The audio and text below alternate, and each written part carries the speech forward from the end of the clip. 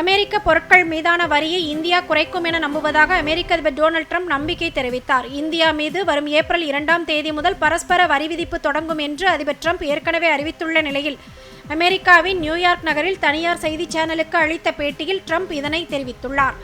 இந்தியாவுடன் அமெரிக்கா நல்லுறவை கொண்டுள்ளதாக கூறியுள்ள ட்ரம்ப், ஆனால் ஒரே பிரச்சனை, அமெரிக்க பொருட்களுக்கு உலக நாடுகளிலேயே அதிக வரி விதிக்கும் நாடாக இந்தியா இருப்பதுதான் என்று கூறியுள்ளார்.